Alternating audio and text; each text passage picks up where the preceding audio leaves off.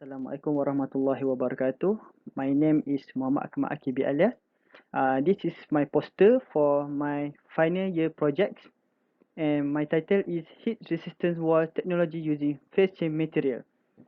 My supervisor is Brigadier General Professor IR Dr. Nur Azwan bin Muhammad Noor, and my co-supervisor is Dr. Nur Aina Misnun. Okay, first of all, phase change material are the substance which is able storing specific quantities of heat energy as latent heat during their phase transition. The operating theory of PCM take advantage of their state modification because of temperature change. When the temperature increase, the PCM change from solid form to liquid form, absorbing and storing heat energy. In other hand, at the temperature reduction, the substance will release the heat energy that is stored, changing from the liquid form to the solid form. So, the objective of this study is first to identify the suitable PCM to be used in this study. Second, to incorporate PCM into building material. And lastly, to evaluate and analyze performance of the PCM to mitigate heat transfer. Increased atmospheric temperature can trigger heat stroke, dizziness, and an unpleasant sensation for people, whether outdoor or indoor. So, a few of the simple solutions that many of us taken is to keep indoors and switch on air conditioning the whole day long. The improper use of air conditioning by releasing harmful gases into the atmosphere lead to the environmental pollution. Chlorofluorocarbon (CFC) and hydrochlorocarbons (HCFC) are included in some of these gases. Both have harmful ecological effects since greenhouse gases absorb heat and contribute to the ozone layer. Besides, air conditioners are using even more energy, which will impact the electricity production sector.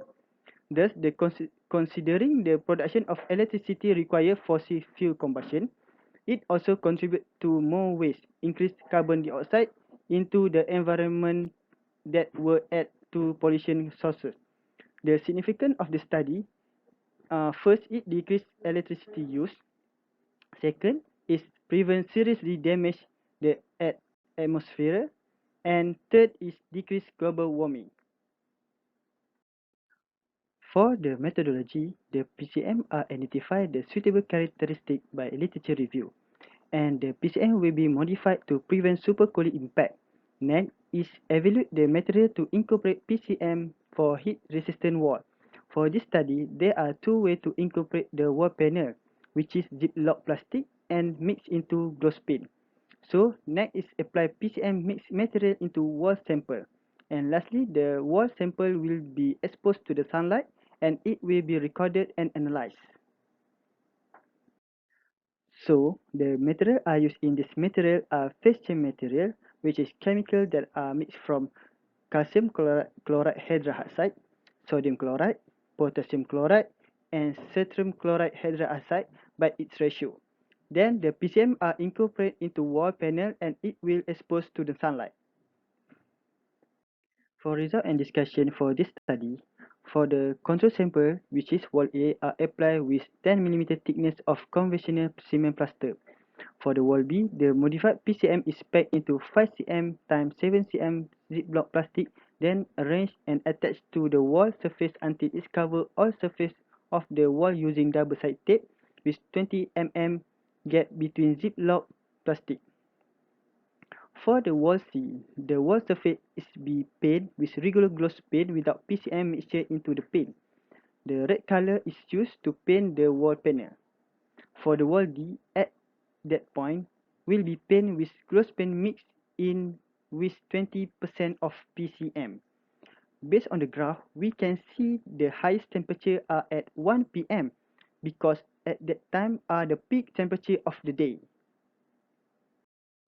For the conclusion for this study is the maximum temperature difference between external and internal surface wall A, B, C and D are 5.4 Celsius, 8.1, 9.2 and 9.5 Celsius respectively.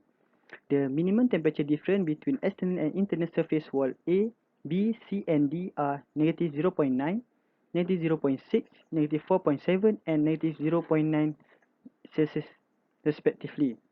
The percentage of maximum temperature difference between external and internal surface wall B, C and D with control sample are 50%, 70.37% and 75.93% respectively, while the percentage of the minimum temperature difference between external and internal surface wall B, C and D with control sample are negative 33.33%, 444.44% and 0% respectively.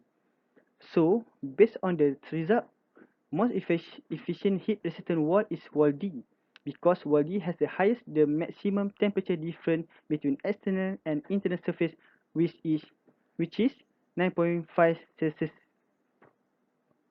So that's all from me. Thank you.